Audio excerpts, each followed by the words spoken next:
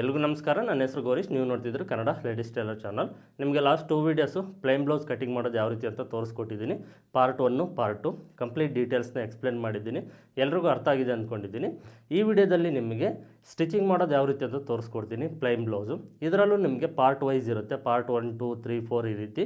ಯಾಕೆ ಅಂದರೆ ನೀವೊಂದು ಬ್ಲೌಸ್ ಕಟ್ ಮಾಡಿ ಸ್ಟಿಚ್ ಮಾಡಿದ್ರೆ ಅಂದರೆ ಯಾವುದೇ ಕಾರಣಕ್ಕೂ ಆಲ್ಟ್ರೇಷನ್ ಬರಬಾರ್ದು, ಆ ರೀತಿ ಇರಬೇಕು. ಸೊ ಹಾಗಾಗಿ ಕಂಪ್ಲೀಟ್ ಡೀಟೇಲ್ಸ್ನ ನಾನು ಒಂದೇ ವಿಡಿಯೋದಲ್ಲಿ ಎಕ್ಸ್ಪ್ಲೇನ್ ಮಾಡೋದಕ್ಕಾಗೋದಿಲ್ಲ. ಪಾರ್ಟ್ ವೈಸ್ ಆಗಿ ನಿಮಗೆ ವೀಡಿಯೋನ ಅಪ್ಲೋಡ್ ಮಾಡ್ತೀನಿ, ಫಾಲೋ ಮಾಡಿ. ಅದರಲ್ಲಿ ನಾನು ಯಾವ ರೀತಿ ಆದರೆ ನಿಮಗೆ ತಿಳಿಸ್ಕೊಡ್ತೀನಿ, ಅದೇ ರೀತಿ ನೀವು ಸ್ಟಿಚ್ ಮಾಡಿ ಪರ್ಫೆಕ್ಟಾಗಿ ಬರುತ್ತೆ. ಹಾಗೆ ಈ ಚಾನಲ್ನ ನೀವೇನಾದರೂ ಹೊಸದಾಗಿ ನೋಡ್ತಾ ಇದ್ದರೆ ಪ್ಲೀಸ್ ಈ ಚಾನಲ್ನ ಸಬ್ಸ್ಕ್ರೈಬ್ ಮಾಡ್ಕೊಳ್ಳಿ. ಪಕ್ಕದಲ್ಲೇ ಬೆಲ್ ಐಕಾನ್ ಇರುತ್ತೆ, ಅದನ್ನು ಆನ್ ಮಾಡಿ ಇಟ್ಕೊಳ್ಳಿ. ನಾನು ಇಂಥ ಟೈಲರಿಂಗ್ ವೀಡಿಯೋಸ್ನ ಅಪ್ಲೋಡ್ ಮಾಡಿದ ತಕ್ಷಣ ನಿಮಗೆ ನೋಟಿಫಿಕೇಷನ್ ಬರುತ್ತೆ, ಎಲ್ಲ ವೀಡಿಯೋಸ್ನ ನೀವು ನೋಡ್ಬೋದಾಗುತ್ತೆ. ಇದು ಲಾಸ್ಟ್ ವೀಡಿಯೋದಲ್ಲಿ ನಿಮಗೆ ಕಟಿಂಗ್ ಮಾಡಿ ತೋರಿಸಿರುವಂಥ ಬ್ಲೌಸ್ ಪೀಸು. ಇದರಲ್ಲಿ ನಿಮಗೆ back side part, cross belt ಮತ್ತು ಸ್ಲೀವ್ಸ್ ಈ ಮೂರನ್ನು ಪಕ್ಕ ಮಾಡೋದು ತೋರಿಸ್ತೀನಿ. ನೆಕ್ಸ್ಟ್ ವೀಡಿಯೋದಲ್ಲಿ ಫ್ರಂಟ್ ಸೈಡ್ ಪಾರ್ಟು ಈ ರೀತಿ ಪಾರ್ಟ್ ವೈಸು ನಿಮಗೆ ಕಂಪ್ಲೀಟ್ ಸ್ಟಿಚಿಂಗ್ ಮಾಡಿ ತೋರಿಸ್ತೀನಿ. ಈಗ ಇದು back side part, cross belt ಮತ್ತು ಸ್ಲೀವ್ಸು.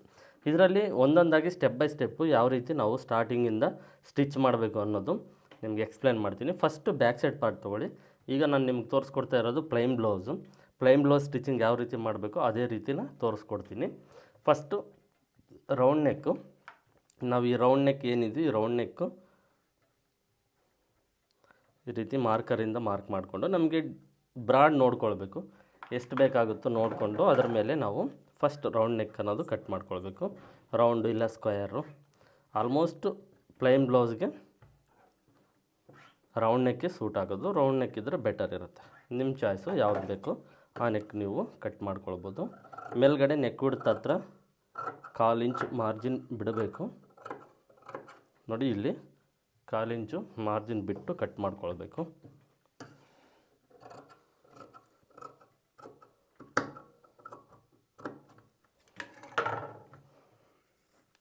ನೋಡಿ, ರೌಂಡ್ ನೆಕ್ ಕಟ್ ಮಾಡ್ಕೊಂಡಿದ್ದೀನಿ.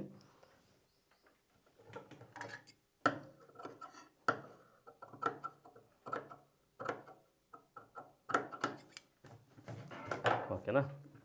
ಈಗ ಫಸ್ಟ್ ಸ್ಟಿಚಿಂಗು ನಾವು ಮಾರ್ಕ್ ಮಾಡಿರ್ತೀವಿ ನೋಡಿ ಬ್ಲೌಸ್ ಪೀಸ್ಗೆ, ಅದು ಮೇಲ್ಗಡೆ ಸೈಡ್ ಇರಬೇಕು ಮಾರ್ಕ್ ಮಾಡಿರೋದು.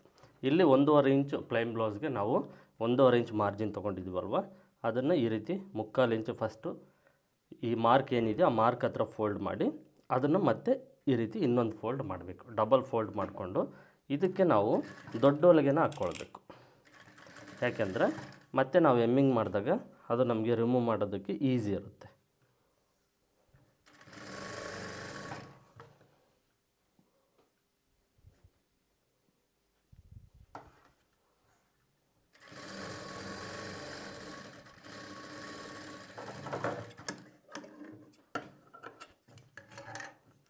ನೋಡಿ, ಈ ರೀತಿ ದೊಡ್ಡ ಹೊಲಿಗೆನ ಹಾಕ್ಕೊಂಡ್ರೆ ಇಲ್ಲಿ ಎಮ್ಮಿಂಗ್ ಮಾಡಿದಾಗ ಅದನ್ನು ಬಿಚ್ಚೋದಕ್ಕೆ ಈಸಿ ಇರುತ್ತೆ. ನೆಕ್ಸ್ಟು ಬ್ಯಾಕ್ ಸೈಡ್ ಡಾಟ್ಸು ನಾವೇನು ಮಾರ್ಕ್ ಮಾಡ್ಕೊಂಡಿದ್ದೀವೋ ಡಾಟ್ಸು ಈ ಕಡೆ ಸೈಡು ಒಂದು ಈ ರೀತಿ ಮಾರ್ಕ್ ಮಾಡಿಕೊಂಡು ಲೆಂತ್ ಎಷ್ಟಿದೆಯೋ ಅಷ್ಟನ್ನು ಮಾರ್ಕ್ ಮಾಡಿಕೊಂಡು ಮತ್ತು ಹೊಲಿಗೆ ಸಣ್ಣದು ತಗೊಳ್ಬೇಕು. ಹೊಲಿಗೆ ಸಣ್ಣದು ಇಟ್ಕೊಂಡು ಈ ಡಾಟ್ಸ್ನ ಸ್ಟಿಚ್ ಮಾಡ್ಕೊಳ್ಬೇಕು.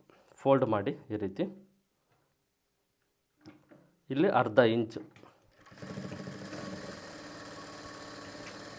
ಡಾಟ್ ಬರ್ತಾ ಬರ್ತಾ ಸ್ಲೋಪ್ ಇರಬೇಕು.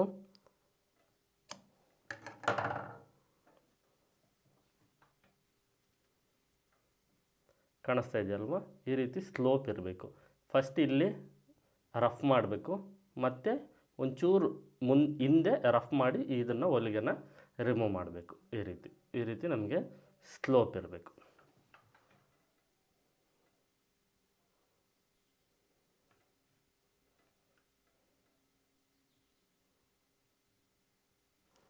ಸೇಮ್ ಅದೇ ರೀತಿ ಈ ಕಡೆ ಸೈಡು ಅಷ್ಟೇ ಮಾರ್ಕ್ ಮಾಡ್ಕೊಂಡಿರ್ತೀವಲ್ವ, ಮಾರ್ಕ್ ಪ್ರಕಾರನೇ ಸಮನಾಗಿ ಜೋಡಿಸ್ಕೊಳ್ಬೇಕು. ನೋಡಿ, ಈ ರೀತಿ ಜೋಡಿಸ್ಕೊಂಡು ಕರೆಕ್ಟಾಗಿ 1/2 ಇಂಚ್ ಮಾರ್ಜಿನ್ನು ಫಸ್ಟ್ ರಫ್ ಮಾಡಿಕೊಂಡು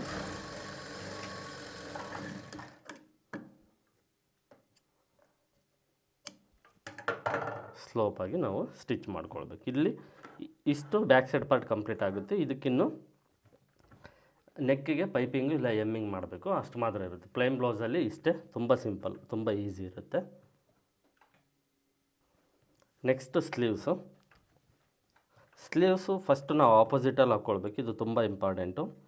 ತೋರಿಸ್ತೀನಿ ಯಾವ ರೀತಿ ಅಂತ ನೋಡ್ಕೊಳ್ಳಿ. ನೋಡಿ, ಇದರಲ್ಲಿ ಫ್ರಂಟ್ ಸೈಡ್ ಶೇಪ್ ಇರುತ್ತೆ, ಹಾರ್ಮೋಲ್ ಶೇಪು, ಮತ್ತು ಬ್ಯಾಕ್ ಸೈಡ್ ಹಾರ್ಮೋಲ್ ಶೇಪ್ ಇರುತ್ತೆ. ಇದನ್ನು ನೋಡ್ಕೊಳ್ಬೇಕು. ಮಾರ್ಕ್ ಮಾಡಿದ್ದೀವಲ್ಲ, ಇದು ಫ್ರಂಟ್ ಸೈಡ್ ಇರುತ್ತೆ. ಇದಕ್ಕೆ ಒಂದು ನಾಚ್ ಮಾಡ್ಕೊಳ್ಳಿ ಈ ರೀತಿ. ಇದು ಫ್ರಂಟ್ ಸೈಡು, ಇದು ಬ್ಯಾಕ್ ಸೈಡು.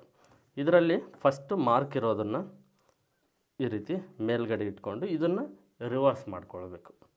ಓಕೆ, ಈ ರೀತಿ ರಿವರ್ಸ್ ಮಾಡಿಕೊಂಡು ಸೇಮ್ ಬ್ಯಾಕ್ ಸೈಡ್ ಪಾರ್ಟ್ ಯಾವ ರೀತಿ ಸ್ಟಿಚ್ ಮಾಡಿದ್ದು ಅದೇ ರೀತಿ 3/4 ಇಂಚ್ ನಾವು ಈ ರೀತಿ ಫೋಲ್ಡ್ ಮಾಡಿ ಅದನ್ನು ಇನ್ನೊಂದು ಫೋಲ್ಡ್ ಮಾಡಿಕೊಂಡು ಇದು ಅಷ್ಟೇ ದೊಡ್ಡ ಹೊಲಿಗೆ ಹಾಕ್ಕೊಳ್ಬೇಕು. ಇದು ನಾವು ಎಮ್ಮಿಂಗ್ ಮಾಡಿದಾಗ ರಿಮೂವ್ ಮಾಡೋದಕ್ಕೆ ಈಸಿ ಇರುತ್ತೆ.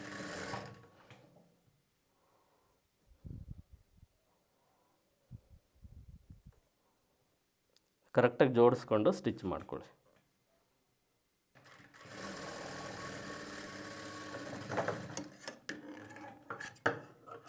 ನೋಡಿ, ಎರಡು ಆಪೋಸಿಟಲ್ಲಿ ಇರಬೇಕು ಈ ರೀತಿ. ಇದು ಈಗ ಬ್ಯಾಕ್ ಸೈಡ್ ಶೇಪ್ ಆರ್ಮಲ್ ಶೇಪ್ ಇದೆ ನೋಡಿ, ಇದು ಬ್ಯಾಕ್ ಸೈಡ್ ಆರ್ಮಲ್ ಶೇಪ್ ಇದೆ.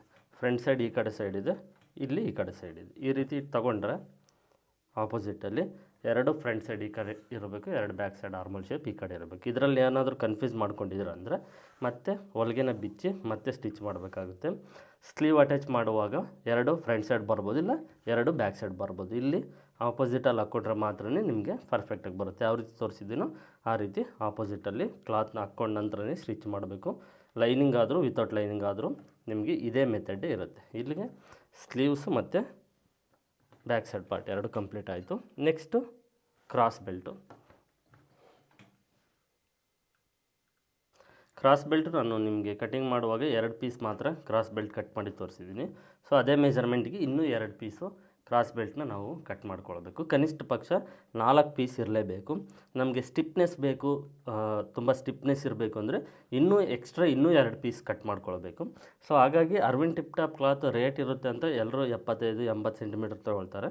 ಕ್ರಾಸ್ ಬೆಲ್ಟ್ಗೆ ಏನು ಮಾಡ್ತಾರೆ ಅಂದರೆ ಬೇರೆ ಕ್ಲಾತ್ ಸೇಮ್ ಕಲರಲ್ಲಿ ಲೈನಿಂಗ್ ಕ್ಲಾತ್ ಏನಾದರೂ ಇದ್ದರೂ ಅದನ್ನು ಹಾಕ್ಕೊಳ್ತಾರೆ. ಬಟ್ ಅರವಿಂದ್ ಟಿಪ್ ಟಾಪ್ಗೆ ಆ ರೀತಿ ಹಾಕಬಾರ್ದು. ಏನಾದರೂ ಸಿಂಕ್ ಆಯಿತು ಅಂದರೆ ಇದು ಒಳಗಡೆ ಲೈನಿಂಗ್ ಸಿಂಕ್ ಆಗುತ್ತೆ, ಇದು ಹಾಗೇ ಇರುತ್ತೆ. ಸೊ ಈ Arvind tip top cloth sink ಆಗೋದಿಲ್ಲ. ನಾವು ಜಾಸ್ತಿ ತೊಗೊಳ್ಬೇಕು, ಸ್ವಲ್ಪ ದುಡ್ಡು ಹೋದರೆ ಪರವಾಗಿಲ್ಲ. ಈ ಕ್ಲಾತ್ನ ಜಾಸ್ತಿ ತೊಗೊಂಡ್ರೆ ಇದೇ ಕ್ಲಾತಲ್ಲಿ ನಮಗೆ ಎಕ್ಸ್ಟ್ರಾ 4 ಪೀಸ್ನ ಕಟ್ ಮಾಡ್ಕೊಳ್ಬೋದು. ಓಕೆನಾ, 2 ಮತ್ತೆರಡು ಪೀಸ್ನ ಕಟ್ ಮಾಡ್ಕೊಂಡಾಗ ಸ್ಟಿಫ್ನೆಸ್ ಅನ್ನೋದು ತುಂಬ ಚೆನ್ನಾಗಿರುತ್ತೆ. ಕನಿಷ್ಠ ಪಕ್ಷ 2 ಆದರೂ ಸೇಮ್ ಕ್ಲಾತಲ್ಲಿ ಇರಲೇಬೇಕು. ಇದಕ್ಕೆ ಏನು ಮಾಡಬೇಕು ಅಂದರೆ ಕ್ರಾಸ್ ಬೆಲ್ಟ್ನ ಫಸ್ಟ್ ಆಪೋಸಿಟಲ್ಲಿ ಹಾಕ್ಕೊಳ್ಬೇಕು.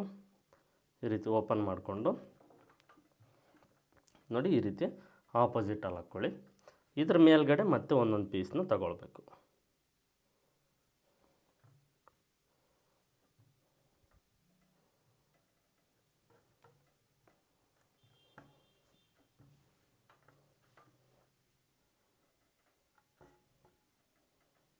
ಓಕೆನಾ, ಈ ರೀತಿ ತಗೊಂಡ ನಂತರ ಈ ಅರ್ಧ ಇಂಚ್ ನಾವು ಮಾರ್ಜಿನ್ ಏನು ಬಿಟ್ಟಿರ್ತೀವೋ ಅರ್ಧ ಇಂಚ್ ಮಾರ್ಜಿನ್ಗೆ ಫಸ್ಟು ಒಂದು ಹೊಲಿಗೆನ ಹಾಕ್ಕೊಳ್ಬೇಕು.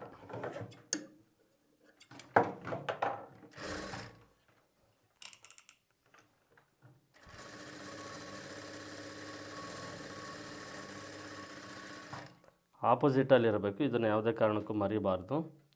ಕರೆಕ್ಟಾಗಿ ಜೋಡಿಸ್ಕೊಳ್ಳಿ, ಮತ್ತು ಆಪೋಸಿಟ್ ಇರಬೇಕು.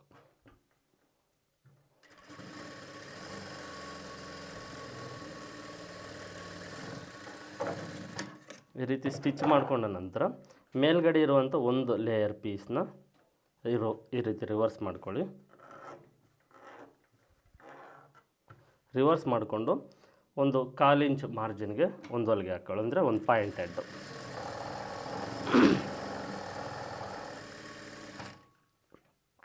ರಿವರ್ಸ್ ಮಾಡಿರುವಂಥ ಕ್ಲಾತ್ ಮೇಲೆ ಇರಬೇಕು ಹೊಲಿಗೆ.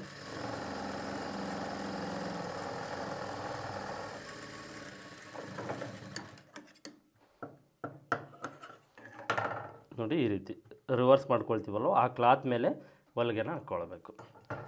ಈ ರೀತಿ ಕ್ರಾಸ್ ಬೆಲ್ಟ್ನ ಪಕ್ಕ ಮಾಡಬೇಕು. ಈಗ ಇದನ್ನು ಜೋಡಿಸ್ಕೊಂಡು ಒಂದು ಸಲ ಕರೆಕ್ಟಾಗಿ ಇದೆಯೇ ಇಲ್ವೋ ಅಂತ ಚೆಕ್ ಮಾಡ್ಕೊಳ್ಳಿ. ಯಾಕಂದರೆ ಹೆಚ್ಚು ಕಡಿಮೆ ಅನ್ನೋದು ಬಂದೇ ಬರುತ್ತೆ ನಾವು ಎಷ್ಟು ಪರ್ಫೆಕ್ಟಾಗಿ ಕಟ್ ಮಾಡಿದ್ರು. ಈಗ 2 ಪೀಸಸ್ ಸಮನಾಗಿರಬೇಕು. ಶೇಪ್ ಕ್ರಾಸ್ ಬೆಲ್ಟ್ ಶೇಪ್ ಅನ್ನೋದು ಸಮನಾಗಿರಬೇಕು. ನೋಡಿಕೊಂಡು ಕಟ್ ಮಾಡ್ಕೊಳ್ಳಿ.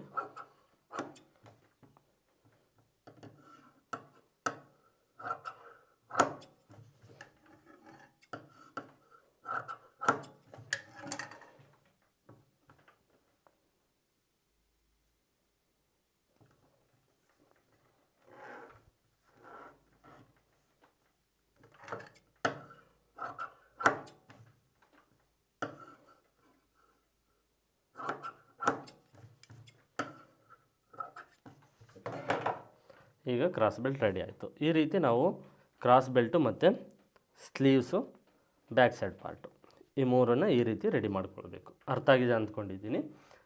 ಈ ವಿಡಿಯೋದಲ್ಲಿ ಇಷ್ಟೇ ಇರುತ್ತೆ, ಯಾಕಂದರೆ ನಿಮಗೆ ಈಸಿಯಾಗಿ ಅರ್ಥ ಆಗಬೇಕು ಮತ್ತು ಕನ್ಫ್ಯೂಸ್ ಆಗಬಾರ್ದು, ಆಲ್ಟ್ರೇಷನ್ ಬರಬಾರ್ದು ಅಂತ step by step part wise ನಿಮಗೆ ವೀಡಿಯೋಸ್ ನಾನು ಅಪ್ಲೋಡ್ ಮಾಡ್ತಾ ಇರ್ತೀನಿ. ಈಗ ಸದ್ಯಕ್ಕೆ ಇಷ್ಟು ಸಾಕು. ಇಷ್ಟನ್ನು ನೀವು ಸ್ಟಿಚ್ ಮಾಡ್ಕೊಳ್ಳಿ. ನೀವು ಆಲ್ರೆಡಿ ಕಟಿಂಗ್ ವಿಡಿಯೋ ನೋಡಿ ಏನಾದರೂ ಕಟಿಂಗ್ ಮಾಡ್ಕೊಂಡಿದ್ರೆ ಇಷ್ಟನ್ನು ರೆಡಿ ಮಾಡಿ ಇಟ್ಕೊಳ್ಳಿ. ನೆಕ್ಸ್ಟ್ ವೀಡಿಯೋದಲ್ಲಿ ಮತ್ತೆ ಕಂಟಿನ್ಯೂಷನ್ ನಿಮಗೆ ಸ್ಟಿಚಿಂಗ್ ಮಾಡಿ ತೋರಿಸ್ತೀನಿ. ಇದು ಇನ್ಫಾರ್ಮೇಷನ್ನು ನಿಮಗೆ ಈ ವಿಡಿಯೋದಲ್ಲಿ ಕೊಟ್ಟಿರೋದು, ತೋರಿಸ್ಕೊಟ್ಟಿದ್ದೀನಲ್ವ ಯಾವ ರೀತಿ ಸ್ಟಿಚ್ ಮಾಡಬೇಕಂತ. ಅದರ ಜೊತೆಗೆ ತಿಳಿಸಿರುವಂಥ ಇನ್ಫಾರ್ಮೇಷನ್ ಯೂಸ್ಫುಲ್ ಅನಿಸಿದರೆ ಈ ವಿಡಿಯೋಗೆ ಒಂದು ಲೈಕ್ ಮಾಡಿ, ಸಾಧ್ಯವಾದರೆ ವಿಡಿಯೋನ ಶೇರ್ ಮಾಡಿ. ಇಲ್ಲಿಗೆ ವಿಡಿಯೋನ ಎಂಡ್ ಮಾಡ್ತಾಯಿದ್ದೀನಿ. ಮತ್ತು ಮುಂದಿನ ವಿಡಿಯೋದಲ್ಲಿ ಸಿಗ್ತೀನಿ. ಎಲ್ಲರಿಗೂ ಧನ್ಯವಾದಗಳು.